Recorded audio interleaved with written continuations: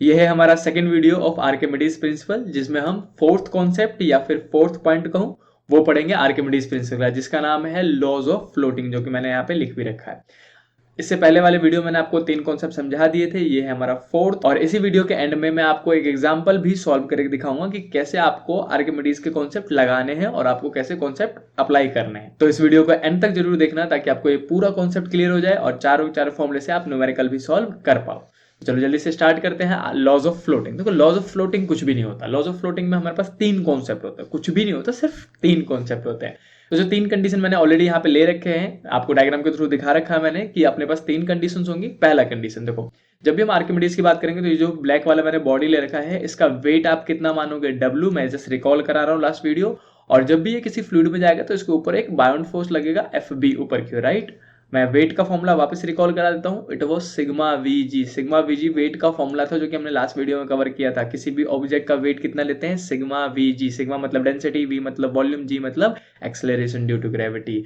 और जो FB है bound force, that was rho VG। अब रो मतलब डेंसिटी ऑफ फ्लूइड है जो डिस्प्लेस हुआ था, ये तो कहा था आर्किमिडीज साहब ने। और V मतलब कितना वॉल्यूम डूबा है, और G मतलब एक्सेलरेशन ड्यू टू ग्रेविटी। अब देखो, ये तो था लास्ट वीडियो का जो हमने रिकॉल किया अभी, ये वाला पोर्शन, ठीक। अब इस वीडियो में जो आपके पास स्टार्ट होता है लॉ ऑफ फ्लोटिंग, वो ये बताता है कि देखो, मान लो कि जो वेट है W है, जो नीचे क्यों लग रहेगा, अगर वो ज्यादा है किससे? बाउंड फोर्स से, FB से। अगर कोई ऐसा केस बन जाए जिसमें वेट जो हो, जो नीचे की ओर फोर्स लग रहा हो, किससे? ऊपर वाले फोर्स से, वो ज्यादा हो, नीचे वाला फोर्स ज्यादा, ऊपर वाला फोर्स कम, तो बॉडी क्या करेगा? डूब जाएगा। सिंपल सी बात है। नेट फोर्स किधर आएगा? नीचे। तो हम बोलेंगे इस केस में क्या होगा? Body will sink. बॉडी लिख देते हैं यहाँ पे, बॉडी विल सिंक, डूब जाएगा बॉडी भाई साहब। और इसी में, ये तो पहला कॉन्सेप्ट था जिसमें आप वेट और बाउंड फोर्स की बात करते हो, इसी में हम डेंसिटी भी बता सकते हैं। देखो कैसे, इसी फॉर्मूले को पुट कर दो। ये जो 2 फॉर्मूले मैंने आपको बताए हैं यहाँ पे, इन्हीं दोनों फॉर्मूले को पुट करके आंसर निकालो। डेंसिटी के फॉर्म में कब बोलेंगे? देखो, पहला कंडीशन तो ये था कि वेट ज्यादा होगा, बाउंड फोर्स कम, तो डूबेगा। दूसरा, अब वेट जो है उसकी जगह में लिखूंगा मैं सिग्मा VG, है ना। W की जगह में क्या लिख देंगे? सिग्मा VG यहाँ से। और is greater than bound force. Bound force मतलब कितना? रो VG। तो रो VG। अब देखो, V से V और G से G कंपेयर करके हटा देंगे तो सिग्मा इज ग्रेटर देन रो, मतलब डेंसिटी। सिग्मा मतलब क्या? Density of body. तो अगर बॉडी का डेंसिटी ज्यादा हो किसके? फ्लूइड की डेंसिटी से, तब भी बॉडी डूब जाएगा। यानी कि हम दोनों ही बातें कह सकते हैं, कभी डेंसिटी के तौर पे कह सकते हो आप, और कई बार वेट और बाउंड फोर्स के तौर पे कह सकते हो। तो पहला कंडीशन था कि भैया बॉडी कब डूबेगा? डूबेगा कब? जब वेट ज्यादा हो, बाउंड फोर्स कम हो। या फिर दूसरी बात कह सकते हैं कि जो बॉडी है उसका डेंसिटी ज्यादा हो और जो फ्लूइड है उसकी डेंसिटी कम हो, तो उस केस में भी डूब जाएगा। तो ये दोनों ही बातें हम एक ही चीज कह रहे हैं। चलिए जल्दी से दूसरा एक्सप्लेन करते हैं कि अगर कुछ ऐसा हो जाए कि भाई साहब जो वेट था वो बराबर हो जाए बाउंड फोर्स के। अगर आपसे बोला जाए कि वेट जो था ना वो बराबर है बाउंड फोर्स के, यानी कि जितना नीचे वाला फोर्स लग रहा है उतना ही ऊपर वाला फोर्स लग रहा है, नीचे वाला वेट जो है बराबर है किसके? बाउंड फोर्स के। तो इस केस में क्या बोलोगे आप कि जो बॉडी है, बॉडी विल फ्लोट। सिंपल सी बात है, बॉडी विल फ्लोट करेगा। इस बार FLOAT, फ्लोट करेगा, बट टोटली इमर्ज्ड होके पानी के अंदर पूरा घुस जाएगा। और ऊपरी सतह, जैसे देखो यहाँ पे जो ऊपरी लेयर है वो पानी के टॉप लेयर पे होगा, और अंदर बॉडी जो है वो पानी के पूरे अंदर घुस जाएगा और फिर फ्लोट करता रहेगा, ऊपर ऊपर ऊपर ऊपर ऊपर ही फ्लोट करता रहेगा। तो हम बोलेंगे body will float totally emerge. समझ आना इसका मतलब? टोटली इमर्ज मतलब पूरी तरीके से डूब चुका है और फिर फ्लोट करने लग जाएगा।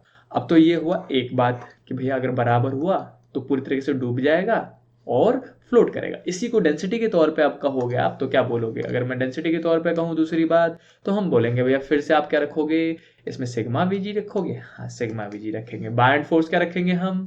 रो VG लिखेंगे। रो VG क्योंकि पूरी तरह से डूब गया तो रो VG लिखेंगे। फिर से अब VG कंपेयर हो जाएगा, या फिर इस बार तो काट भी सकते हैं हम, तो लिखेंगे सिग्मा जब रो के बराबर हो, यानी कि डेंसिटी ऑफ ऑब्जेक्ट बराबर हो जाए डेंसिटी ऑफ फ्लूइड के, तो वो पूरी तरीके से अंदर घुस जाएगा और ऊपरी लेयर पे ही तैरता रहेगा। समझ गए? तो ये थे 2 कंडीशन अपने पास। पहला कंडीशन क्या था कि बॉडी क्या करेगा? पूरी तरीके से डूब जाएगा, सिंक कर जाएगा। दूसरे केस में क्या था कि जो बॉडी है वो डूब तो जाएगा लेकिन ऊपरी लेयर पे ही तैरेगा, कब? जब बराबर हो। और लास्ट केस और तीसरा केस मैं इसको थोड़ा सा ऊपर स्क्रॉल कर देता हूँ और तीसरा केस मैं आपको समझाता हूँ। देखो, अगर आपसे कहा जाए कि भाई साहब इस बार क्या हो गया कि जो वेट था बॉडी का वो कम है किससे? बाउंड फोर्स के कंपैरिजन।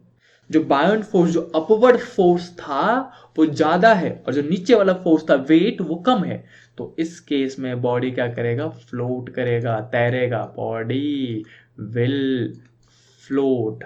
लेकिन कुछ हिस्सा उसका पानी में फिर भी दबा रहेगा। जैसे कि शिप की बात कर लेते हैं या फिर नाव की बात कर लेते हैं, नाव का नीचे वाला कुछ हिस्सा तो अंदर रहता है ना पानी के, और फिर भी वो ऊपर में तैर रहा होता है।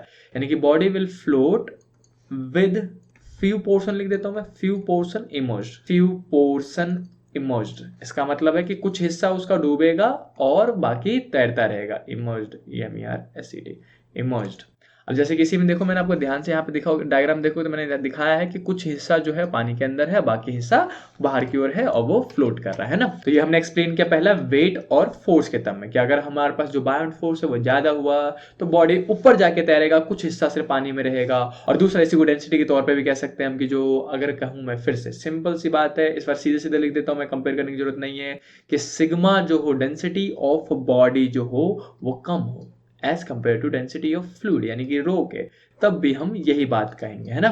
तो दो चीजों के बेस में हमने कहा कि बॉडी का वेट और बायोंट फोर्स के टर्म में। अगर मैं वापस जल्दी से हाईलाइट कर लूं तो हम कहेंगे कि अगर बॉडी का वेट ज्यादा है बायोंट फोर्स से, वेट ज्यादा है तो डूब जाएगा, वेट बराबर है तो डूब के ऊपरी लेयर पे तैरेगा, और अगर वेट कम है तो सबसे ऊपर लेयर पे बाहर जाके तैरने लग जाएगा। इसी को डेंसिटी के तौर पे भी कह सकते हो आप, कि अगर डेंसिटी ऑफ ऑब्जेक्ट की डेंसिटी ज्यादा है, जैसे कि लोहा को पानी के ऊपर रखो तो सीधे सीधे डूबेगा ही डूबेगा, अगर बराबर है तो डूब के ऊपरी लेयर पे तैरेगा, और तीसरा अगर डेंसिटी ऑफ बॉडी कम है तो सिंपल सी बात है ऊपर जाके तैरने लग जाएगा।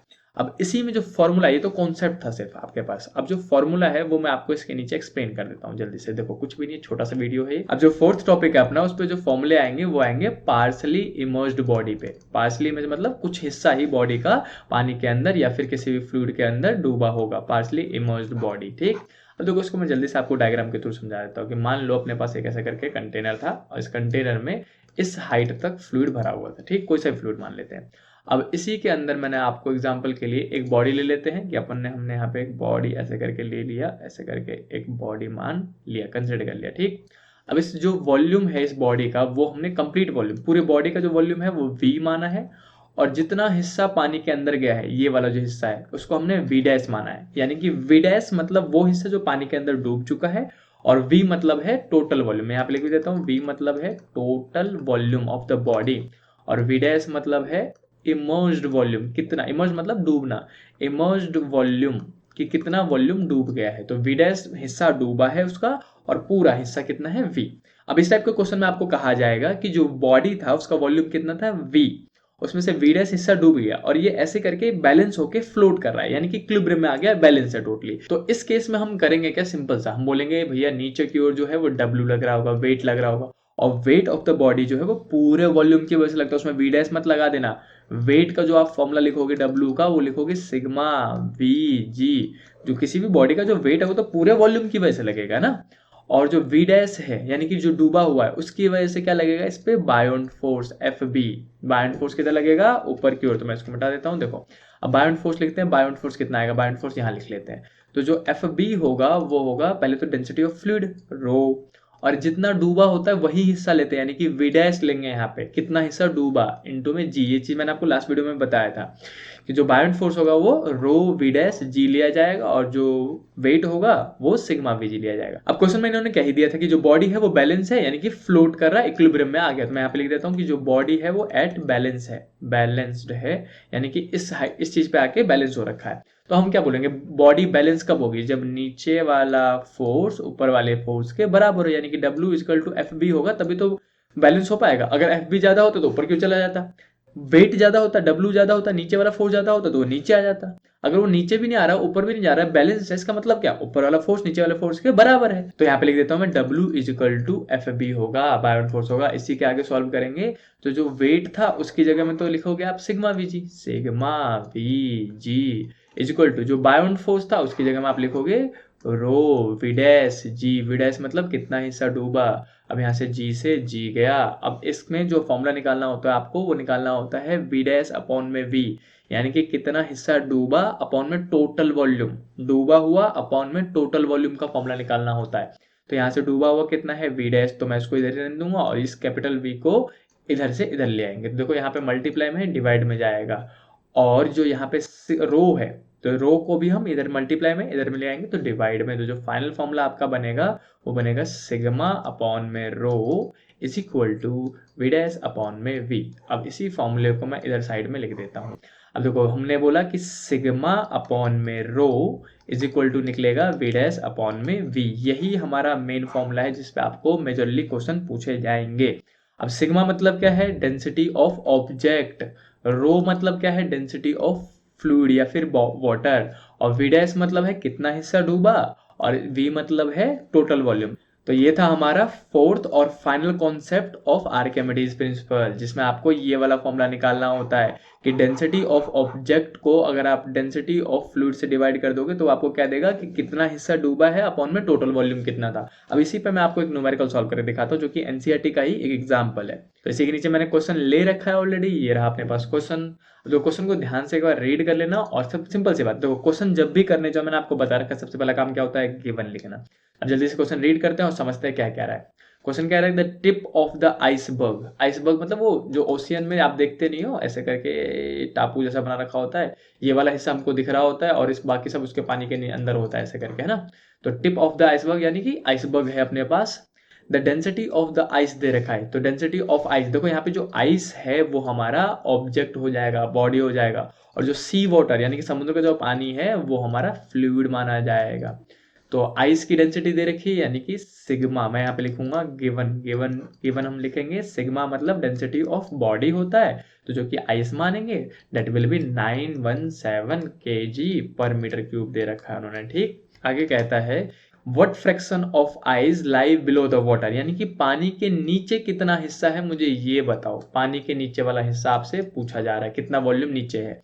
The density of the sea water दे रखा है यानी कि रो भी दे रखा है, रो मतलब सी वाटर यानी कि फ्लूइड, जो कि है 1024 kg पर मीटर क्यूब, ये डेंसिटी ऑफ फ्लूइड भी आपको दे रखा है। और पूछा क्या गया था आपसे पहला question, what fraction of ice is below the water, यानी कि पानी के नीचे कितना है। आगे क्वेश्चन कहते हैं what fraction of iceberg do we see assuming that has the same density of ordinary ice, वगैरह वगैरह। तो सिंपल सी बात है, आपको कितना हिस्सा ऊपर दिख रहा है और कितना हिस्सा पानी के नीचे होगा, ये दोनों ही क्वेश्चन आपको पूछा गया है। तो हम सिंपल सी बात कहेंगे, भैया हमने तो एक ही फॉर्मूला पढ़ा था इस टाइप का, जो हमने फॉर्मूला पढ़ा था अभी अभी, सिग्मा अपॉन में rho is equal to V dash upon में वी, यही फॉर्मूला पढ़ा था। अब सिग्मा क्या था, डेंसिटी ऑफ फ्लूइड, और वी डैश मतलब क्या था, कितना हिस्सा डूब गया, तो इसी को निकालेंगे। देखो सिग्मा हमको दे रखा तो हम इसमें पुट करेंगे 917 सिग्मा की जगह, अपॉन में रो की जगह में पुट करेंगे 1024, और ये निकलेगा वी डैश अपॉन में वी। अब वी डैश अपॉन में वी मतलब क्या है कि कितना पूरे में से कितना हिस्सा डूब गया है। अब इसी को आप अगर सॉल्व करोगे तो जो वी डैश अपॉन में वी निकलेगा, आप 917 को डिवाइड करोगे 1240 से तो आपको मिलेगा ये 0.89 आएगा यहाँ पे, ठीक। अब इसी के बाद हम देखेंगे कि हमसे पूछा क्या गया था, हमसे दो सवाल पूछे गए थे। पहला ये पूछा गया था कितना हिस्सा पानी के अंदर चला जाएगा, यानी कि वी डैश ना, वी डैश मतलब क्या था, पानी के अंदर चला गया। तो यहाँ से वी डैश निकालने जाओगे अगर आप, तो यहाँ पे लिखेंगे V dash is equal to, देखो यहाँ पे वी किस में है, डिवाइड में, तो इधर जाएगा तो मल्टीप्लाई में, तो हम लिखेंगे 0.89 इंटू में वी, यानी कि वी यानी कि टोटल वॉल्यूम का इतना हिस्सा पानी के अंदर है। अब इसी को अगर आपको परसेंटेज के फॉर्म में निकालना है कि कितना परसेंट अंदर है, तो मैं इसी को नीचे स्क्रॉल करके यहीं पे निकाल देता हूँ। देखो परसेंटेज निकालने के लिए करना क्या होता है, वी डैश अपॉन में वी को ही 100 से मल्टीप्लाई कर दो। अगर आप इधर 100 से मल्टीप्लाई करोगे तो इधर भी 100 से मल्टीप्लाई करना पड़ेगा, और ये हो जाता है हमारा परसेंटेज ऑफ इमर्ज्ड वॉल्यूम, कितना वॉल्यूम डूब गया है, इमर्ज्ड वॉल्यूम, समझ जाना, इमर्ज्ड वॉल्यूम लिखा हुआ है वो, तो वो कितना आएगा 0.89 इंटू में 100, इट विल बी 89%, यानी कि उस आइसबर्ग का 89% पानी के अंदर था। तो आपको बाहर कितना दिखेगा, तो जो हम देख पाएंगे वो होगा हमारे पास कि देखो 89% तो अंदर चला गया, तो बचा कितना 11%, 100 में से माइनस कर लेंगे, तो हमको बाहर में इतना 11% दिखेगा और 89% हिस्सा अंदर चला गया। तो हमारा दोनों ही क्वेश्चन इनडायरेक्टली सॉल्व हो गया कि हमने बोला कि कितना फ्रैक्शन हमको दिखेगा, तो 11% हमको दिखेगा, कितना पानी के अंदर है तो 89% है। तो ऐसे ही हमने जो फॉर्मूले पढ़े हैं, ये वाला वी डैश अपॉन में वी वाला इजिकल टू सिग्मा अपॉन में रो वाला, उस फॉर्मूले को हम अप्लाई करेंगे और क्वेश्चन सॉल्व करेंगे। अब इसी फॉर्मूले से रिलेटेड मैंने और भी क्वेश्चन नीचे डिस्क्रिप्शन बॉक्स में लिंक के थ्रू दे रखा है आपको, तो वहां से उनको डाउनलोड करके प्रैक्टिस जरूर कर लेना ताकि आपको ये कॉन्सेप्ट भी इजिली क्लियर हो जाए। And don't forget to like this video. मिलते हैं नेक्स्ट टॉपिक के साथ नेक्स्ट वीडियो में, तब तक के लिए बाय बाय।